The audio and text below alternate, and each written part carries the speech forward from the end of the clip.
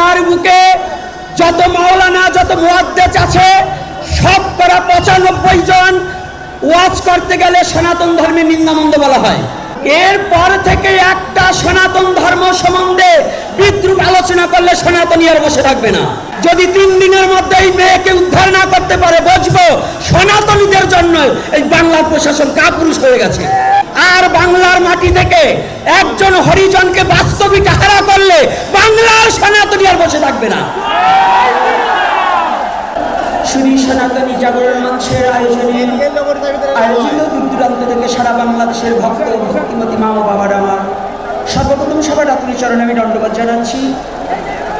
ইতিপূর্বের বক্তারা সুন্দর সুন্দর আলোচনা করেছেন পুরাতন ইতিহাস, কিন্তু এই বাংলাদেশে যে নূতন ইতিহাস তৈরি হচ্ছে এটা আমরা অনেকেই অবগত নই।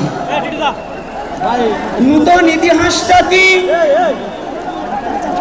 যে গত শারদীয় দুর্গা পূজা উপলক্ষে আমাদের প্রশাসনিক ব্যবস্থা চালু থাকলেও অটুট থাকলেও আমাদের বাংলায় যে দুর্ঘটনাগুলো ঘটেছে এটাকে কেউ কিন্তু তুলে ধরছি না। আমার কথা হচ্ছে যদি বাস্তবতাই না থাকে তাহলে পুরানো গল্প বলে লাভ নেই।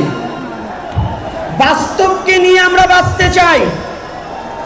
পুরাতন ঝেড়ে ফেলে দিয়ে নূতনকে নিয়ে বাঁচার আশা দেখছি। আমরা নূতন স্বপ্ন দেখব, নূতন বাংলাদেশ গড়ার লক্ষ্যে আমরা আসছি। পুরাতনকে ঝেড়ে ফেলে নূতন বাংলাদেশ গড়ব। সেটা হচ্ছে কোন রাজনৈতিক প্রেক্ষাপটে নয়, সনাতনী জাতির 8 দফা দাবির উপলক্ষে। এটা কোনো অন্য কোন আঙ্গিকের কথা নয়। আমি জানাতে চাই এবং এখনো আমি জানতে চাই, বাংলার বুকে আমরা জানতে চাই সনাতনীর অপরাধটা কি। প্রশাসনিক ব্যবস্থা থাকার পরেও এবার কেন মন্দির ভাঙা হলো ষষ্ঠী পূজার দিনে? প্রশাসনিক ব্যবস্থা তো এলাকা থাকার পরেও কেন সদরঘাটে প্রতিমা বিসর্জনের জন্য ঢিল ছোড়া হলো, সনাতনীকে মারা হলো? এটা জবাব দিতে হবে। কেন সনাতনী কি বাংলার বুকে ভেসে আসছে নাকি? সনাতনী বাংলায় জন্মেছে, বাংলায় থাকতে চায়, বাংলা থেকে বিতাড়িত করার সাহস কারো নেই। এটা আমার জন্মভূমি, আমার প্রিয় জন্মভূমি। আর একটা ঘোষণা দিতে চাই, এত কিছু করার পরেও আজ আমার এক বাবা বলছে হিন্দু মুসলমান আমরা প্রীতির বন্ধনে। হ্যাঁ, এটা সংখ্যায় খুব কম। অধিকাংশ হিন্দুরা চায় যেন তারা বাংলা থেকে সনাতনী চলে যায়। এই অবলম্বন করছে, কারণ একদিকে তারা অভয় বাণী দিচ্ছে, আর একদিকে আমার দুর্গা মন্দিরে গীতা পাঠের নামে সনাতনী ধর্মকে অবমাননা করা হচ্ছে।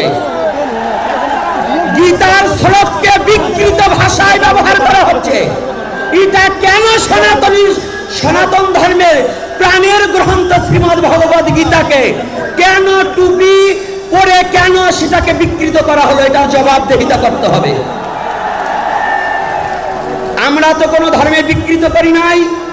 বাংলার বুকে যত মাওলানা যত মুয়াদ্দিস আছে শতকরা 95 জন ওয়াজ করতে গেলে সনাতন ধর্মের নিন্দামন্দ বলা হয়।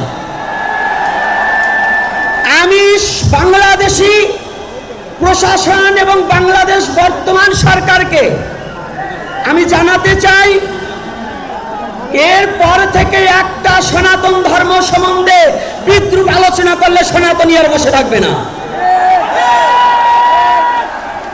সনাতন ধর্মের যুবক ছেলেদের ফেসবুককে হ্যাক করে খারাপ কথা লেখে সনাতনী ছেলেদেরকে হত্যা এবং প্রশাসনের লোক থেকে ছিনিয়ে নিয়ে মারা হয়েছে। তাহলে তারা ধর্মগুরু হয়ে আমার সনাতন ধর্ম সম্বন্ধে কেন খারাপ মন্তব্য করবে? এটা তার কোন ধর্ম? এটা তার কোন অধিকার আছে আমার ধর্ম সম্বন্ধে কথা বলা? এটা কোনো অধিকারের মধ্যে পড়ে না। আমার ধর্ম আমার কাছে শ্রেষ্ঠ, তার ধর্ম তার কাছে শ্রেষ্ঠ। আমার ধর্ম সম্বন্ধে আর একটা নোংরা কথা যেন অহিন্দুর কাছ থেকে আমরা আশা করি না। আমরা এটা চাই না। বাংলার বুকে বাঁচতে হয়, এবার সিংহরাবে বাঁচবো, আর বিড়ালের বাচ্চা কিংবা কোন রাজনীতিক নেতার পা চেটে বাঁচতে চাই না। আমরা রাজনীতি নেতার পা চাটতে নই। আর একটা কথা আসছে, ভেসে আসছে, আমার কানে ফোন করে বলেছে, আমাকে যারা ফোন করেছে তাদেরও হুঁশিয়ার করে দিতে চাই, যারা বলছেন যে আপনাদের মধ্যে তো অমুক দলের লোক গিয়েছে, জেনে রাখুন আমরা সনাতনী। কে আওয়ামী লীগ করছে, কে বিএনপি করছে, কে জাতীয় পার্টি, কে জামাত ইসলাম, এটা আমার দেখার দরকার নয়। যদি আমার সনাতনের ছত্র ছায়ায় কেউ আসে, আমরা সনাতনী বলে তাকে বুকে টেনে নেব, অন্য কোনো দল মত নয়, আমি সনাতনী হিসেবে নেব। এজন্য আপনার খারাপ লাগলে আমার কিচ্ছু আসে যায় না, আপনি জেনে যাবেন আমার সনাতনের ছত্র ছায়ায় আসলে আমি নেব টেনে। আর একটা জিনিস অবগত করিয়ে দিতে চাই, এই বাংলার বুকে বহুকাল ধরে হরিজন সম্প্রদায় আছে, এই বাংলার বুকে হরিজন সম্প্রদায় আছে। তাদের সরকারি জমিনে কিছুদিন রেখে তাদেরকে সুবিধা ভোগ করে এখন বিভিন্ন বিভিন্ন যে শহরগুলা থেকে এই হরিজনদেরকে উচ্ছেদ করা হচ্ছে, হচ্ছে কি না? এই হরিজন কিন্তু আমাদের সনাতনী, এরা আমাদের অন্য কেউ নয়, এরা আমাদের সনাতনী। আর বাংলার মাটি থেকে একজন হরিজনকে বাস্তবিক হারা করলে বাংলার সনাতনী আর বসে থাকবে না, কারণ কাউকে বাস্তব হারা করা যাবে না। ঢাকার শহরে হরিজন সম্প্রদায়েরা আজ পথে ঘুমাচ্ছে, আপনাদের দেখে কি কষ্ট হয় না? কেমন সনাতনী, কি কেমন মানুষ আপনি, যে একজন মানুষকে পথের, আপনার রাজনৈতিক নেতারা আজ বড় বড় জায়গা দখল করে বসে আছে, সেটার প্রতি কোনো খেয়াল নেই। যারা বাস্তহারা সম্প্রদায়, এই বাস্তহারাদের বাস্তব ভিটাটুকু রাক্ষসের মতো কেড়ে না নিলে হবে না। এটা কোনটা আপনার চাই? আমি বলতে চাই আর একটা ঘটনা আছে, হে সনাতনী সচেতন হন। ভাঙা থানায়, ফরিদপুর জেলার মধ্যে ভাঙা থানায় একটা ঘটনা ঘটেছে। একজন ভদ্রলোক সদানন্দ টিকাদার, সে কিছু গীতা স্কুল করেছিল, তার সম্মানটাকে হানির জন্য এক কালো চক্রমহলকারী, কুচক্রমহলকারী তার 15 বছর মেয়েটাকে তারা ছিনিয়ে নিয়ে গিয়েছে।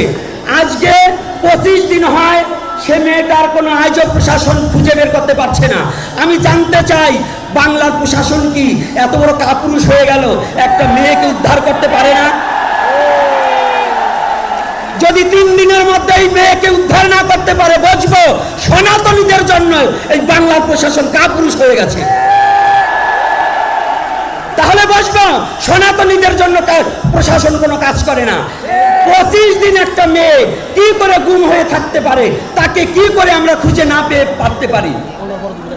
এটা একটা চক্র।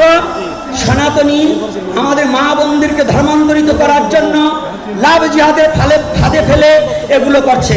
হে সনাতনী যুব সমাজ এবং ভক্তিমতী মাতৃমণ্ডলী, আমি একটা জিনিস জানাতে চাই, আমি আলোচনা বেশি করব না, আমার পিছনে আরো বড় বড় সন্তুজন আছেন, তবে আমি সবার প্রতি অনুরোধ করব, আমাদের চোখ কান খোলা রেখে চলতে হবে। কারণ আর প্রতিটা যুব সমাজ, আপনারা কোনো ধর্মের নিন্দা করবেন না, তবে নিজের ধর্ম রক্ষা করতে যাহা যাহা প্রয়োজন তাহাই করব। অন্য ধর্ম সম্বন্ধে আমাদের নাক গলাতে হবে না। সনাতন ধর্মে নেই পৃথিবীর এমন কোনো জিনিস নেই, এজন্য সনাতনী কোনো ধর্মের কথা বলা লাগবে না। সনাতনী সত্য, সনাতনী সত্য, আর এই সত্যের ধর্মে আমি জন্মগ্রহণ করেছি।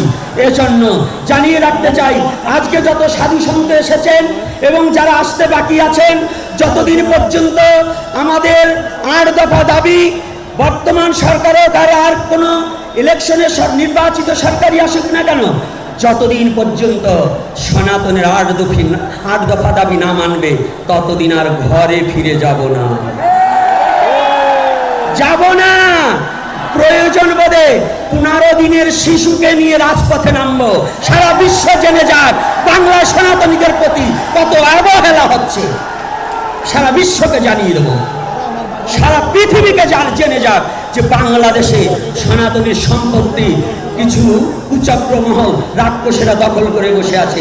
আমি জানাতে চাই, সনাতন এই বাংলার বুকে সনাতনের দেবোত্তর সম্পত্তি যত আছে, হ্যাঁ, এগুলো একটু ভাবতে চেষ্টা করবেন। আমি আজকে কিছু বলবো না, আবার অন্যদিন এর পরবর্তী নেক্সট টাইমে আসব।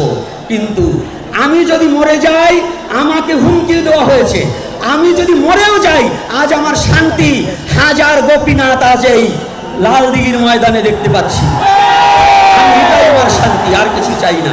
তবে হে যুব সমাজ, সচেতনে থাকবে, যুব সমাজ জেগে উঠবে, নারী জেগে উঠবে, নিজের স্বধর্মকে রক্ষা করতে যা যা প্রয়োজন তাই তাই করবো। তবু রাজপথে নেমে থাকবো। আর দীর্ঘায়ু করবো না, আমার পিছনে আরো আলোচক বৃন্দ আছে। আর আমি আমি সন্তুদের প্রতি একটা কথা জানাতে চাই। হে সন্তুগণ, আপনারা জীবের উপকারার্থে এসেছেন। আপনারা এই জীবের দুর্দশায় যদি কোনো সাধু সন্তু পিছনে পড়ে থাকে, এই সন্তুদের কোনো সাধু বলে গণ্য করা হবে না। কারণ সাধু হচ্ছে পরহিত রতইতা। যে সাধু পরের জন্য জীবন বলি না দিতে পারবে, উনি সাধুই তো হতে পারেনি। এজন্য পরের জন্য জীবন বলি দেওয়া শিখতে হবে। জীবনকে বাজি রেখে নেমেছি, আর ঘরে ফিরে যাব না। তাই যাক, আশা রাখি আর দীর্ঘায়ু করবো না। বলেবন এর পরবর্তীতে আমার পুরী মহারাজ আছেন, তিনি আসবেন। জয় নিতাই, জয় গৌর হরি বল। সবাই ভালো থাকবেন, সুস্থ থাকবেন, স্বধর্মের প্রতি ভালোবাসা বাড়িয়ে দেবেন। জয় নিতাই।